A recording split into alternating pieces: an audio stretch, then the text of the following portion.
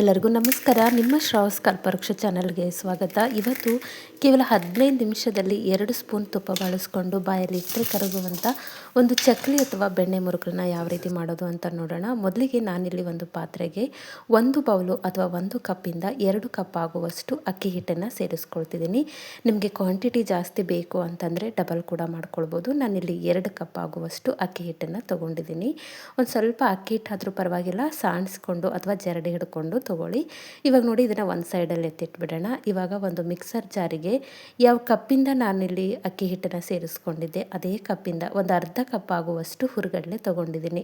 ನೋಡಿ, 2 ಕಪ್ ಆಗುವಷ್ಟು ಅಕ್ಕಿ ಹಿಟ್ಟಿಗೆ ಅರ್ಧ ಕಪ್ ಆಗುವಷ್ಟು ಹುರುಗಡಲೆ ಸಾಕಾಗುತ್ತೆ. ಜಾಸ್ತಿ ಹಾಕ್ಕೊಳ್ಳೋಕೆ ಹೋಗಬಾರ್ದು, ಅರ್ಧ ಕಪ್ ಮಾತ್ರ ಹಾಕ್ಕೊಳ್ಬೇಕು. ಇವಾಗ ಇದನ್ನು ನಾವು ನುಣ್ಣಗೆ ರುಬ್ಕೊಂಡು ಬರೋಣ. ಎಷ್ಟು ಸಾಧ್ಯನೋ ಅಷ್ಟು ಫೈನಾಗಿ ಸಣ್ಣಗೆ ರುಬ್ಕೊಂಡು ಇಟ್ಕೊಳ್ಬೇಕು. ಅಕಸ್ಮಾತಾಗಿ ನಾವು ರುಬ್ಬಿರೋದು ಸ್ವಲ್ಪ ತರಿಯಾಗಿತ್ತು ಅಂತಂದರೆ ಜರಡಿ ಹಿಡ್ಕೊಳ್ಳೋಣ. ಯಾವುದಕ್ಕೂ ಒಂದು ಸರಿಗೆ ಎಷ್ಟೇ ಸಣ್ಣ ಆದರೂ ಕೂಡ ಕೆಳಗಡೆ ಒಂದು ಸಣ್ಣಾಗಿರ್ತಕ್ಕಂಥ ಪುಡಿ ಉಳ್ಕೊಳ್ಳುತ್ತೆ. ಹಾಗಾಗಿ ನಾನಿಲ್ಲಿ ಜರಡಿ ಹಿಡ್ಕೊಳ್ತಿದ್ದೀನಿ. ನೀವೇನಾದರೂ ಸಣ್ಣ ಆಗಿತ್ತು ಅಂತಂದರೆ ಪರವಾಗಿಲ್ಲ, ನಾನಿಲ್ಲಿ ಜರಡಿ ಹಿಡ್ಕೊಂಡು ತೊಗೊಳ್ತಿದ್ದೀನಿ. ಈ ರೀತಿ ಜರಡಿ ಹಿಡಿಯೋದ್ರಿಂದ ಅದರಲ್ಲಿರ್ತಕ್ಕಂಥ ಒಂದು ಸ್ವಲ್ಪ ಸಣ್ಣದಾಗಿರ್ತಕ್ಕಂಥ ತರಿಯಾಗಿರ್ತಕ್ಕಂಥದ್ದು ಬಂದುಬಿಡುತ್ತೆ ಅನ್ನೋದಕ್ಕೋಸ್ಕರ ನೋಡಿ ಈ ರೀತಿ. ಇದನ್ನು ಬೇಕು ಅಂತಂದರೆ ನೀವು ವೇಸ್ಟ್ ಮಾಡದೆ ಕಾಯಿ ಚಟ್ನಿ ಮಾಡುವಾಗ ಇದನ್ನು ಬಳಸ್ಕೊಳ್ಬೋದು. ನೋಡಿ, ಈ ರೀತಿ ಒಂದು ಸರಿ ಹಿಡ್ಕೊಂಡ್ಬಿಟ್ರೆ ಜರಡಿನ ನಮಗೆ ನೈಸ್ ಆಗಿರ್ತಕ್ಕಂಥ ಹಿಟ್ಟು ಬರುತ್ತೆ. ಅಂದರೆ ಈ ರೀತಿ ಮಾಡೋದ್ರಿಂದ ಚಕ್ಲಿ ಎಲ್ಲೂ ಕೂಡ ಕಟ್ಟಾಗೋದಿಲ್ಲ. ಹಾಗಾಗಿ ಒಂದು ಸ್ವಲ್ಪ ಅಕ್ಕಿ ಹಿಟ್ಟನ್ನು ಹಾಗೆ ಹುರುಗಡಲೆ ಹಿಟ್ಟನ್ನು ನಾವು ಜರಡಿ ಹಿಡ್ಕೊಂಡೇ ಚಕ್ಲಿ ಮಾಡ್ಕೊಳ್ಬೇಕು. ಈ ರೀತಿ ಮಾಡೋದ್ರಿಂದ ಚಕ್ಲಿ ಒಂದು ಸ್ವಲ್ಪನೂ ಕಟ್ಟಾಗೋದಿಲ್ಲ. ಇವಾಗ ಎರಡನ್ನೂ ಕೂಡ ನಾನು ಕಲಸಿ ಇಟ್ಕೊಂಡಿದ್ದೀನಿ. ಇವಾಗ ಇದಕ್ಕೆ ರುಚಿಗೆ ತಕ್ಕಷ್ಟು ಉಪ್ಪನ್ನ ಸೇರಿಸ್ಕೊಳ್ತಿದ್ದೀನಿ. ರುಚಿಗೆ ಅನುಗುಣವಾಗಿ ಉಪ್ಪನ್ನು ಸೇರಿಸ್ಕೊಳ್ಳಿ. ಖಾರಕ್ಕೆ ಅನುಗುಣವಾಗಿ ರೆಡ್ ಚಿಲ್ಲಿ ಪೌಡರ್ ಅಥವಾ ಕೆಂಪು ಮೆಣಸಿನಕಾಯಿ ಪೌಡರ್ನ ಸೇರಿಸ್ಕೊಳ್ತಿದ್ದೀನಿ. ನಾನಿಲ್ಲಿ 1ರಿಂದ 1.5 ಸ್ಪೂನ್ ಆಗುವಷ್ಟು ಸೇರಿಸ್ಕೊಂಡಿದ್ದೆ, ಸ್ವಲ್ಪ ಸ್ಪೈಸಿ ಆಗಿರಲಿ ಅಂತ. ನಿಮಗೆ ಯಾವ ರೀತಿ ಬೇಕು ಸ್ಪೈಸಿನೆಸ್ಟು ಅಷ್ಟು ಖಾರದ ಪುಡಿ ಅಥವಾ ರೆಡ್ ಚಿಲ್ಲಿ ಪೌಡರ್ನ ಸೇರಿಸ್ಕೊಳ್ಬೋದು. ಇವಾಗ ನೋಡಿ, 1 ಸ್ಪೂನ್ ಆಗುವಷ್ಟು ಅಜ್ವಾನ ಅಥವಾ ಓಂಕಾಳನ್ನ ತೊಗೊಂಡಿದ್ದೀನಿ. ಒಂದು ಸ್ವಲ್ಪ ಈ ರೀತಿ ತಿಕ್ಕಿ ಹಾಕ್ಕೊಳ್ಳಿ. ಎಷ್ಟು ಸಾಧ್ಯನೋ ಅಷ್ಟು ತಿಕ್ಕಿ ಬಿಟ್ಟೆ ಹಾಕ್ಕೊಳ್ಳಿ. ಅಂದರೆ ಈ ರೀತಿ ತಿಕ್ಕಿ ಹಾಕೋದ್ರಿಂದ ಘಮ ಬಿಟ್ಕೊಳ್ಳುತ್ತೆ. ಹಾಗೆ ಹಾಕ್ಕೊಳ್ಳೋದ್ರಿಂದ ಘಮ ಬಿಟ್ಕೊಳ್ಳೋದಿಲ್ಲ. ಬಾಯಿಗೆ ಸಿಕ್ಕಾಗ ಮಾತ್ರ ಅದರದ್ದೊಂದು ಫ್ಲೇವರ್ ಗೊತ್ತಾಗುತ್ತೆ. ಹಾಗಾಗಿ ಎಷ್ಟು ಸಾಧ್ಯನೋ ಅಷ್ಟು ಕೈಯಲ್ಲೇ ಈ ರೀತಿ ಕ್ರಷ್ ಅಥವಾ ತಿಕ್ಕಿಕೊಂಡು ಈ ಒಂದು ಅಜ್ವಾನನ ಸೇರಿಸ್ಕೊಳ್ಳಿ. ಇವಾಗ ನೋಡಿ, ಮೇನಾಗಿ ತುಪ್ಪ. ನಾವು ಬೆಣ್ಣೆ ಮುರುಕಲು ಮಾಡಲಿಕ್ಕೆ ಜಾಸ್ತಿ ತುಪ್ಪ ಬೇಕು ಅಂತ ತಿಳ್ಕೊಂಡಿರ್ತೀವಿ. ಬಟ್ ಇಲ್ಲಿ 2 ಸ್ಪೂನ್ ತುಪ್ಪನ ನಾನು ಕಾಯಿಸಿ ಇಟ್ಕೊಂಡಿದ್ದೆ. ಕಾಯಿಸಿರ್ತಕ್ಕಂಥ 2 ಸ್ಪೂನು ಟಿಫಿನ್ ತಿಂತೀವಲ್ಲ, ನಾಷ್ಟ ತಿಂತಕ್ಕಂಥ ಟೇಬಲ್ ಸ್ಪೂನಿನಿಂದ ನಾನು ಒಂದು 2 ಸ್ಪೂನ್ ಆಗುವಷ್ಟು ತುಪ್ಪನ ಕಾಯಿಸಿಟ್ಕೊಂಡಿದ್ದೆ. ಅದನ್ನು ಕೂಡ ಸೇರಿಸ್ಕೊಂಡಿದ್ದೀನಿ. ಇವಾಗ ಈ ರೀತಿ ತುಪ್ಪ ಸೇರಿಸಾದ್ಮೇಲೆ ನಾವು ಮೇಯ್ನಾಗಿ ಹಿಟ್ಟನ್ನು ತುಪ್ಪದಲ್ಲಿ ಕಲಿಸ್ಕೊಳ್ಬೇಕು. ದಿಢೀರಂತ ನೀರು ಹಾಕಿ ಕಲಿಸ್ಕೊಳ್ಬಾರ್ದು. ಈ ರೀತಿ ಹಿಟ್ಟನ್ನು ನಾವು ತುಪ್ಪದಲ್ಲಿ ಮೊದಲೇ ನಾವು ಹಿಟ್ಟನ್ನು ಕಲಿಸೋದ್ರಿಂದ ಮಾಡ್ತಕ್ಕಂಥ ಚಕ್ಲಿ ತೀರ ಬಾಯಲ್ಲಿ ಇಟ್ಟರೆ ಕರಗಬೇಕು, ಅಷ್ಟು ಪಳ್ಳಾಗಿ ಅಥವಾ ಅಷ್ಟು ಹಗುರವಾಗಿ ಚಕ್ಲಿ ಬರುತ್ತೆ. ಹಾಗಾಗಿ ಗಟ್ಟಿಯಾಗಿ ಬರಬಾರ್ದು ಅಂತಂದರೆ ಹಾಕಿರ್ತಕ್ಕಂಥ ತುಪ್ಪದಲ್ಲಿ ಕರೆಕ್ಟಾಗಿ ಹಿಟ್ಟನ್ನು ಈ ರೀತಿ ಕಲಸಿಟ್ಕೊಳ್ಬೇಕು. ಒಂದು 2 ನಿಮಿಷ ಹಿಟ್ಟನ್ನು ಈ ರೀತಿ ಕಲಿಸ್ಕೊಳ್ಬೇಕಾಗುತ್ತೆ. ಇಲ್ಲ ಅಂತಂದರೆ ಒಂದು ಸ್ವಲ್ಪ ಗಟ್ಟಿ ಅನಿಸುತ್ತೆ. ಹಾಗಾಗಿ ನಿಮಗೆ ತುಪ್ಪ ಇಷ್ಟ ಇಲ್ಲ ಅಂತಂದರೆ ನೀವು ಎಣ್ಣೆ ಕೂಡ ಸೇರಿಸ್ಕೊಳ್ಬೋದು. ನೋಡಿ, ಈ ರೀತಿ ನಾವು ಉಂಡೆ ಕಟ್ಟಿದಾಗ ಹಿಟ್ಟು ಕೂಡ್ಕೊಳ್ಬೇಕು. ಆ ರೀತಿಯಲ್ಲಿ ಹಿಟ್ಟನ್ನು ನಾವು ಒಂದು 2 ನಿಮಿಷ ಕಲಸಿ ಇಟ್ಕೊಳ್ಳೋಣ. ಇವಾಗ ನೋಡಿ, ಕಲಸಿದಾಗಿದೆ. ಇವಾಗ ಮೇಯ್ನಾಗಿ ಹಸಿ ನೀರನ್ನ ಹಾಕ್ಕೊಳಕ್ಕೆ ಹೋಗಬಾರ್ದು. ಒಂದಷ್ಟು ನೀರು ಅಂದರೆ 1 ಗ್ಲಾಸ್ ಆಗುವಷ್ಟು ನೀರನ್ನ ನಾನು ಒಂದು ಸ್ವಲ್ಪ ಗುಳ್ಳೆಗಳು ಬರೋ ತನಕ ಅಂದರೆ ಬಬಲ್ಸ್ ಬರೋವರೆಗೂ ಬಿಸಿ ಮಾಡಿಟ್ಕೊಂಡಿದ್ದೆ. ಅಷ್ಟಾದರೆ ಸಾಕು. ತೀರ ಕುದೀತಾ ಇರಬಾರ್ದು ನೀರು, ಜಸ್ಟ್ ಬಬಲ್ಸ್ ಬರಬೇಕು. ಅಲ್ಲಿವರೆಗೂ ನೀರನ್ನ ಬಿಸಿ ಮಾಡಿಕೊಂಡು ಬಿಸಿ ಮಾಡಿರ್ತಕ್ಕಂಥ ನೀರನ್ನ ಸ್ವಲ್ಪ ಈ ರೀತಿ ಸೇರಿಸ್ತಾ ಹೋಗೋಣ. ನೋಡಿ, ನಮಗೆ ಕೆಲವೊಂದು ಸರಿ ಚಕ್ಲಿ ಮಾಡಿದಾಗ ಗಟ್ಟಿ ಅನಿಸುತ್ತೆ. ಹಾಗೆ ತುಪ್ಪನ ಜಾಸ್ತಿ ಹಾಕಿದರೆ ಮಾತ್ರ ಬೆಣ್ಣೆ ಮುರುಕಲು ಮಾಡ್ಕೊಳ್ಬೋದು ಅನಿಸುತ್ತೆ. ಬಟ್ ತುಪ್ಪನ 2 ಸ್ಪೂನ್ ತುಪ್ಪ ಹಾಕಿದರೂ ಕೂಡ ನಾವು ಬೆಣ್ಣೆ ಮುರುಕಲನ್ನ ಮಾಡ್ಕೊಳ್ಬೋದು. ಆದರೆ ಈ ಒಂದು ಸ್ಟೆಪ್ನ ಫಾಲೋ ಮಾಡಬೇಕು. ಇವಾಗ ನೋಡಿ, ಇನ್ನೊಂದು ಸ್ವಲ್ಪ ನೀರು ಹಾಕಿ ಸ್ಪೂನಲ್ಲೇ ಕಲಿಸ್ಕೊಳ್ತಿದ್ದೀನಿ.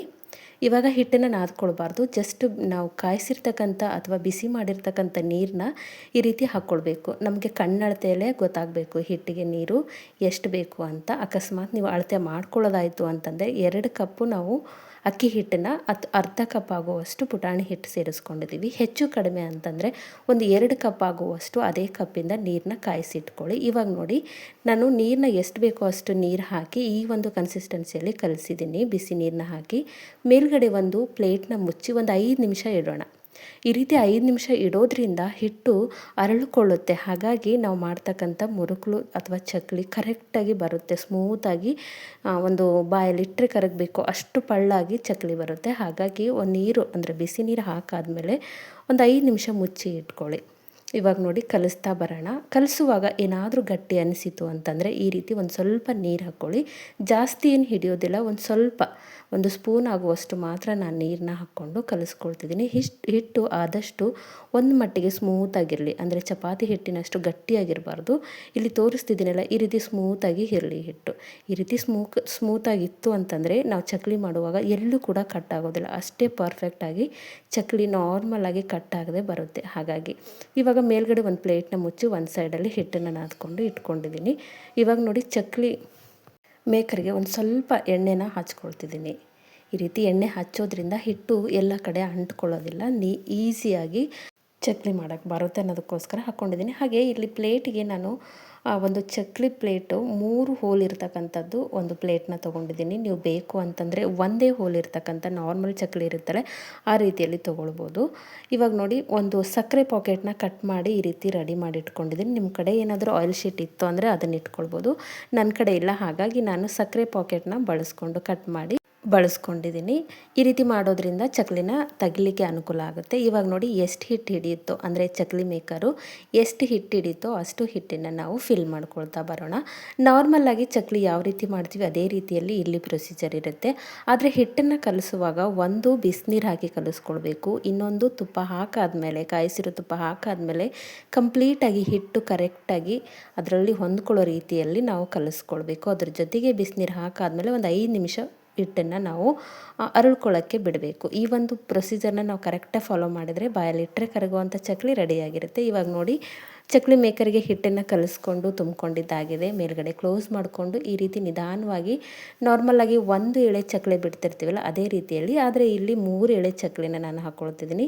ಇದು ನಿಮ್ಗೆ ಇಷ್ಟ ಇಲ್ಲ ಅಂತಂದರೆ 1 ಎಳೆ ಕೂಡ ಪ್ಲೇಟ್ನ 1 ಎಳೆ ಚಕ್ಕಲಿ ಪ್ಲೇಟ್ನ ಹಾಕ್ಕೊಂಡು ಮಾಡ್ಕೊಳ್ಬೋದು. ನೋಡಿ ಈ ರೀತಿ ಹಾಕಾದ್ಮೇಲೆ ಒಂದು ಸ್ವಲ್ಪ 3 ಎಳೆಗಳ ಒಂದು ಎಡ್ಜಸ್ನ ಸ್ವಲ್ಪ ಪ್ರೆಸ್ ಮಾಡ್ಕೊಳ್ಳಿ, ಇಲ್ಲಾಂದರೆ ಎಣ್ಣೆಲಿ ಬಿಟ್ಟಾಗ ಬಿಟ್ಕೊಂಡು ಬಿಡುತ್ತೆ. ಹಾಗಾಗಿ ನೋಡಿ ಎಷ್ಟು ಕರೆಕ್ಟಾಗಿ ಬರ್ತಿದೆ ಅಂತ, ತುಂಬಾ ಪರ್ಫೆಕ್ಟಾಗಿ ಬರುತ್ತೆ. ಒಂದು ಸ್ವಲ್ಪನೂ ಹಿಟ್ಟು ಕಟ್ಟಾಗ್ತಿಲ್ಲ, ಯಾಕಂದರೆ ನಾವು ಹಿಟ್ಟನ್ನು ಕಲಿಸುವಾಗ ಸ್ಮೂತಾಗಿ ಹಿಟ್ಟನ್ನು ಕಲಿಸ್ಕೊಂಡಿದ್ದೀವಿ. ತೀರಾ ಸ್ಮೂತ್ ಆಗಬಾರ್ದು, ಈ ಮಟ್ಟಿಗೆ ಇರಬೇಕು, ಅಂದರೆ ಚಪಾತಿ ಹಿಟ್ಟಿನಕ್ಕಿಂತ ಸ್ವಲ್ಪ ತಿಳುವಾಗಿರಬೇಕು. ಈ ರೀತಿ ಪ್ರೆಸ್ ಮಾಡ್ಕೊಳ್ಳಿ ಪ್ರತಿ ಎಡ್ಜಸ್ನು. ಈ ರೀತಿ ಒಂದು 3ರಿಂದ 4 ಅಥವಾ ಒಂದು 8 ಈ ರೀತಿ ಹಾಕ್ಕೊಂಡು ಒಂದೊಂದೇ ಬ್ಯಾಚನ್ನ ಕರ್ಕೊಳ್ತಾ ಬನ್ನಿ. ಹಾಗೆ ಈ ಒಂದು ಪೇಪರ್ನ ಬಳಸೋದ್ರಿಂದ ಕೂಡ ಈ ಒಂದು ಸಕ್ಕರೆ ಪಾಕೆಟ್ ಬಳಸ್ತಿರ್ತೀವಲ್ಲ ಅಲ್ಲಿಂದ ನಾವು ಚಕ್ಕಲಿನ ಈಸಿಯಾಗಿ ತಕ್ಕೊಳ್ಬೋದು. ಒಂದ್ಸರಿ ಟ್ರೈ ಮಾಡಿ. ಈ ಸೈಡಲ್ಲಿ ಎಣ್ಣೆನ ಕಾಯ್ಲಿಕ್ಕೆ ಇಟ್ಟಿದ್ದೆ.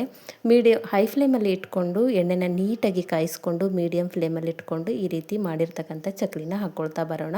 ನೋಡಿ ಸಕ್ಕರೆ ಪಾಕೆಟಲ್ಲೇ ಹಾಕಿರೋದ್ರಿಂದ ಈಸಿಯಾಗಿ ನಾವು ತಕ್ಕೊಳ್ಬೋದು. ಹಾಗಾಗಿ ಆಯಿಲ್ ಶೀಟ್ ಇಲ್ಲ ಅಂತಂದರೆ ಈ ರೀತಿ ಸಕ್ಕರೆ ಪಾಕೆಟ್ನ ಬಳಸ್ಕೊಳ್ಳಿ. ಈ ರೀತಿ ಹಾಕಾದ್ಮೇಲೆ ಒಂದು ಸ್ವಲ್ಪ ಗ್ಯಾಪ್ ಇರಲಿ. ಈ ರೀತಿ ಹಾಕಾದ್ಮೇಲೆ ಮೀಡಿಯಮ್ ಫ್ಲೇಮಲ್ಲಿ ಇಟ್ಕೊಂಡು ನಾರ್ಮಲಾಗಿ ಎಲ್ಲ ಬಬಲ್ಸು ಕಡಿಮೆ ಆಗೋವರೆಗೂ ನಾವು ಬೇಯಿಸ್ಕೊಳ್ಬೇಕಾಗತ್ತೆ. ನಿಧಾನವಾಗಿ ಹಾಕಿದ ತಕ್ಷಣ ಹಾಕ್ಕೊಳ್ಬಾರ್ದು, ಸ್ಪ್ರೆಡ್ ಆಗಿಬಿಡುತ್ತೆ. ಯಾಕಂದರೆ 3 ಎಳೆ ಚಕ್ಕಲಿನ ಅಥವಾ 3 ಹೋಲ್ ಆಗಿರ್ತಕ್ಕಂಥ ಒಂದು ಚಕ್ಕಲಿನ ನಾನು ಮಾಡ್ಕೊಂಡಿದ್ದೀನಿ. ಹಾಗಾಗಿ ನಿಧಾನವಾಗಿ ಮೇಲ್ಗಡೆ ಎದ್ದು ಬಂದಾದಮೇಲೆ ನಿಧಾನವಾಗಿ ಈ ರೀತಿ ಹಾಕಿ 3 ಎಳೆ ಚಕ್ಕಲಿ ಅಥವಾ ಮುರುಕಲನ್ನ ಮಾಡೋದೇ ಈ ರೀತಿ. ನಿಮ್ಗೆ ಈ ರೀತಿ ಇಷ್ಟ ಇಲ್ಲ ಅಂದರೆ ಇದೇ ಹಿಟ್ಟನ್ನು ತೊಗೊಂಡು 1 ಎಳೆ ಚಕ್ಕಲಿ ಕೂಡ ಮಾಡ್ಕೊಳ್ಳಿ. ಇವಾಗ ನೋಡಿ ಮೀಡಿಯಮ್ ಫ್ಲೇಮಲ್ಲೇ ಇಟ್ಕೊಂಡು ಬೇಯಿಸ್ಕೊಳ್ತಿದ್ದೀನಿ.